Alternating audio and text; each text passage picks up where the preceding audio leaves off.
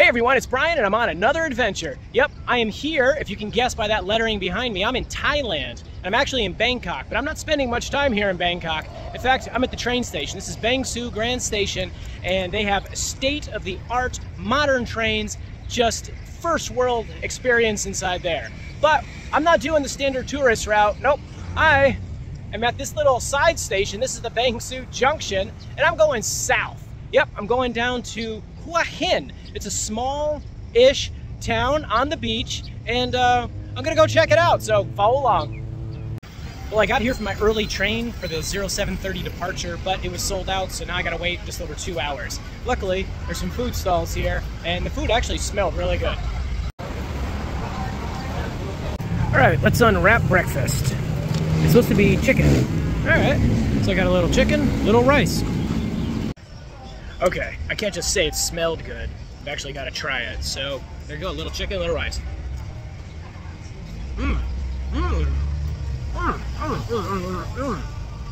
Wow, I'm speechless. This chicken, crispy and perfect seasoning. And it's not spicy if you don't like spicy food. I do like spicy food, so I think it's just the right amount. Back home, chicken wings, a small chicken wing will cost you over $1. But here in Bangkok, in Thailand, you can get like, I don't know, about half a chicken breast, and it costs about 30 cents. Yeah, the food here, not only is it delicious, but it's very economical.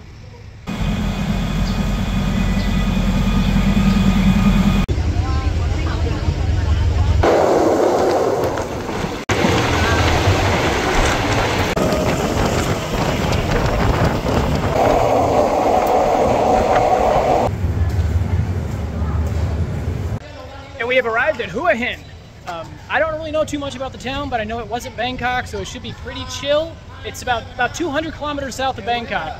But I don't know, I'm just going to explore. And I tell you, that train ride, the Thai people on there were sitting next to me. We shared food.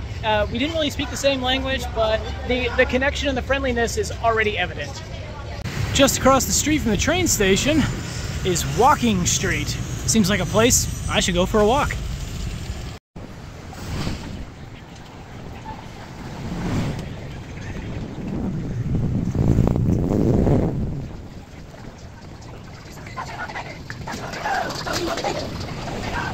Well, that road was Soi 80, and it reminded me of some of the seedier areas of Bangkok, but it is the middle of the day. Let's see what happens at night if I decide to come back here, but I do want to see other cultural things besides just seedy bars. This place is supposed to have some really good food. It's got hundreds of reviews on Google, and it had 4.9 out of 5, so I'm gonna go try some of the food. The menu is pretty straightforward. It gives a lot of good recommendations. You can definitely get pad thai, or you've got the pork menu and the chicken menu. And of course I went with a spicy stir-fry basil noodles with chicken. This is gonna be amazing. Well, that was definitely delicious, just the right amount of spice. I don't know what these things are. So, I don't know, they had like a weird texture to them. I think they're supposed to be for taste and not necessarily to be eaten, but if you know what they are, please put it in the comments down below. Okay, I've checked into my hotel, and let me tell you, the clientele, or the people that are around here, a lot of Western tourists, and they tend to be older, in their 50s, 60s, even in their 70s. But now that the sun has gone down, maybe there'll be a little younger clientele? I don't know. But there is supposed to be a night market, so I'm definitely going to check that out, and hopefully get some food. Behind me is the entrance to the famous Hua Hin night market. Let's go check it out.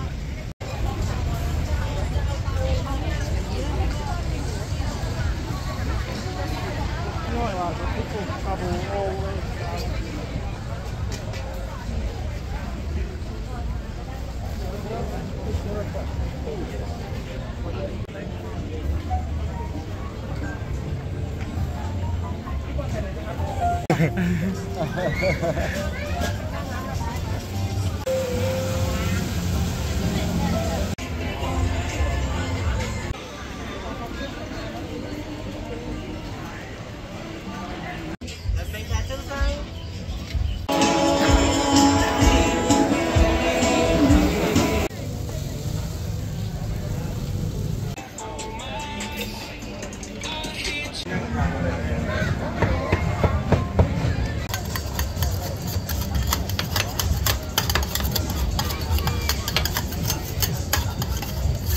Okay, I definitely had to stop and get some food, so I went with the pad thai glass noodles with mixed seafood. And that's the night market here in Hua Hin. Wide variety of food. If you want to eat it, you can probably find it in there, as well as things you can buy, from handbags to t-shirts, some touristy things, but some things that are actually useful. But I went there just for the food.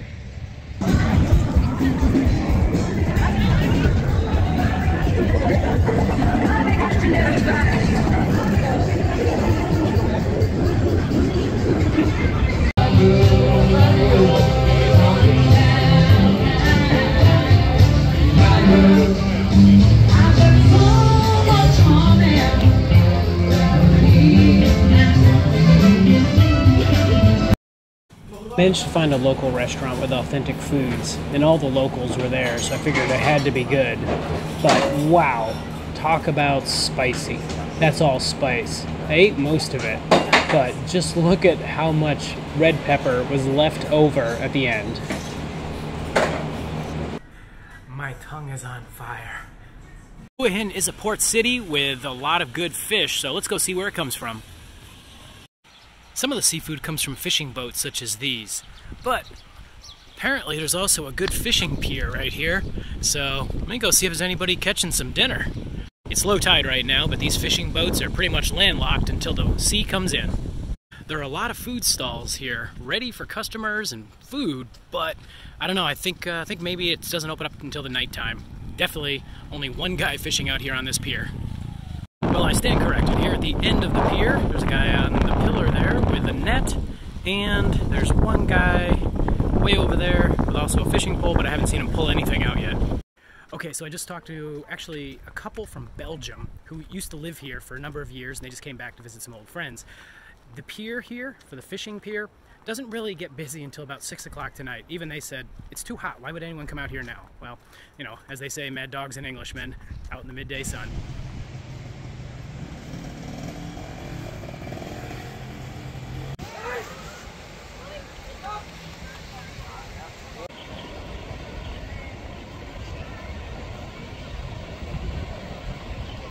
Hua Hin does have a beach, and there are plenty of places to sit down, relax, have some food, and have a drink. It's pretty popular with not only the travelers, but also with the locals. Well, I don't know what you thought about that beach here in Hua Hin, the main municipal beach. It was okay, I've seen much better.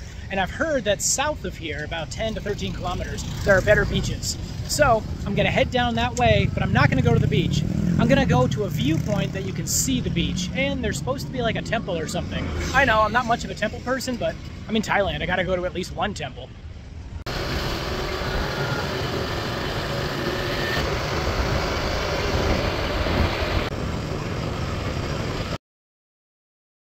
And we have arrived at the temple. We're gonna have to go up there and check it out.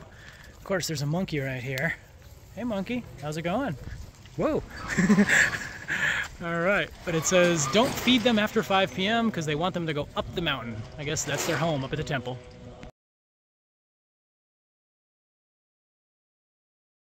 After that short climb here to the top of Wat Khao Takiab, you've got a great view of the ocean out to the east, and to the north, we've got the city.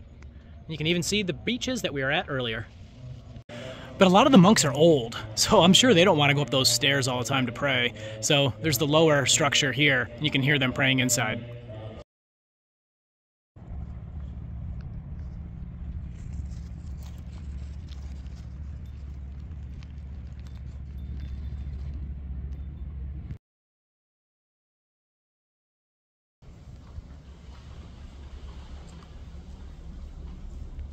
Well, from here at the temple, I was hoping to be able to see the beaches that are like 4 to 7 kilometers further to the south, but unfortunately, without climbing that mountain peak right there, I'm not gonna be able to do it. So, and it is sunset, so it's actually a nice place to come at sunset, especially if you want to get away from the main part of the city. But sunset means it's getting close to dinner time. So I heard about a place today that is a local market where the locals go and there aren't too many tourists. So I'm gonna check that out. Walking down the street, you find one of Thailand's most iconic landmarks. Yep, the 7-Eleven. I don't really need anything in there, but there's air conditioning. So I'm gonna go in and cool off.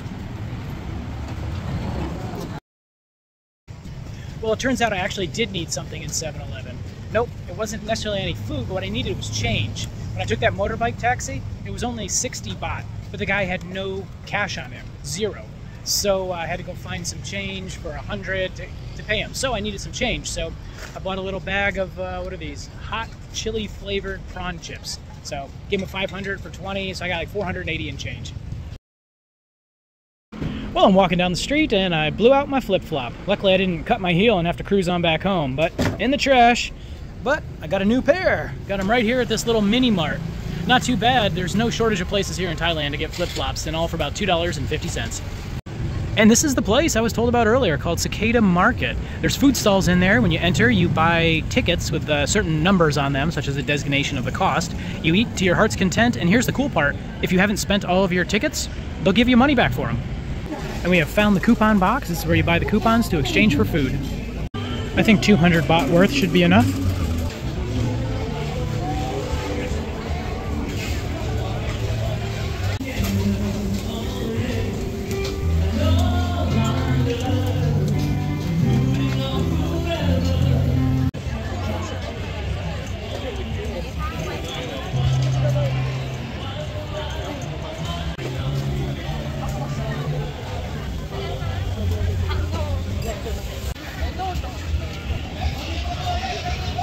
There are so many food choices here, but this picture caught my eye. It's something called pad kaprao, so I'm gonna get that chicken style.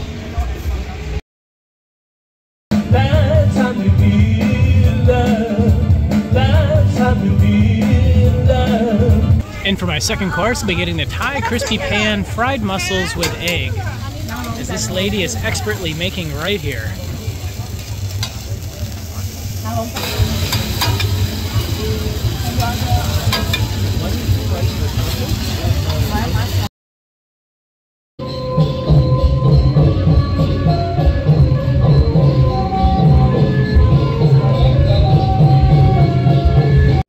Well, that wasn't too bad at all. The food variety was extensive. It was fresh ingredients too. But I would say that I was misinformed that it was mostly locals. It's definitely catering to the tourists, but hey, the food is good and the prices were probably about 50% more than at the local places, but hey, it's still very affordable.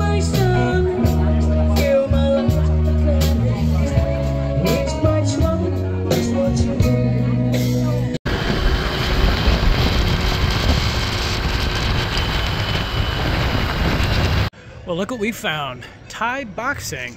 Something tells me it's probably totally catered to tourists because, I don't know, it's just a gut feeling. Well, this is definitely a Thai boxing garden, but no one's boxing tonight. Oh well. So they've got their Thai boxing poster right here. You see this guy in the bottom left-hand corner? Boom! There he is. He's the champion.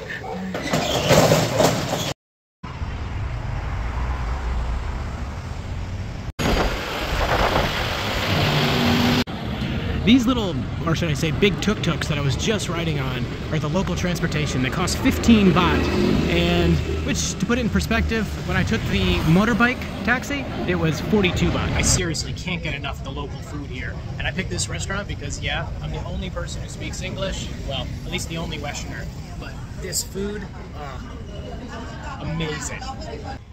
So I tried something a little different. So this is the kind of seedy bar area, but when I walked through here before, I noticed that there were a lot of pool tables. And I had read that you can play pool as long as you're drinking a beverage, then playing pool is free.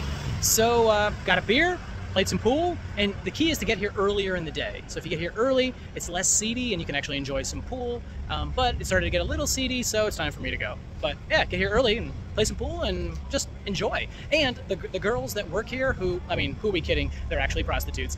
But earlier in the day, they just like playing pool, so do I.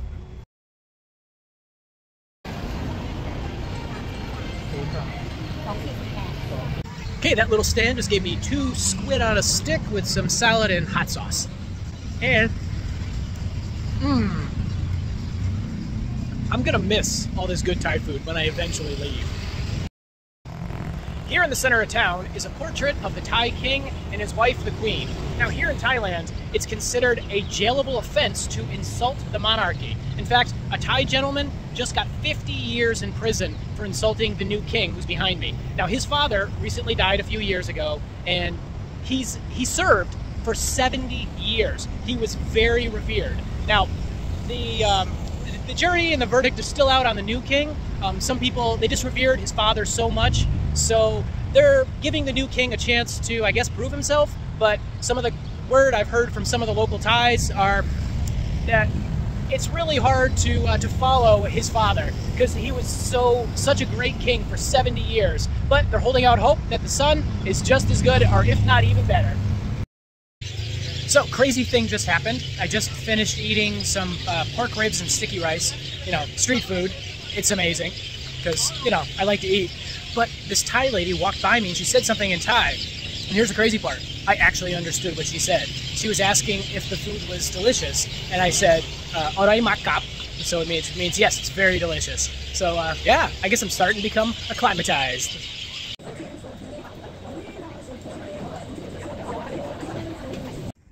Well, you see a bus behind me, and that means one thing. Yep, my time here in Hua Hin is over. Let me tell you, when I first heard about Hua Hin, I was told that it was supposed to be a quiet, quaint place. Of course, I was in Bangkok when I heard this, so compared to Bangkok, yeah, it is quiet and quaint.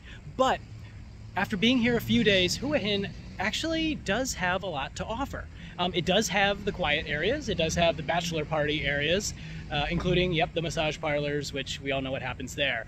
But it's actually a cool little city because it has everything from, you know, everything you need, whether you're looking for a bachelor party, whether you're an older couple in your 60s, 70s, and 80s. I've seen families here. It's very safe, and pretty much whatever you're looking for, it is here. I just wasn't expecting it, so of course I'm glad I came. But thanks so much for watching. If you have any questions about Hua Hin, definitely put them down in the comments down below, and I'll do my best. So thanks again, and yeah, I gotta go on my next adventure and get on this bus.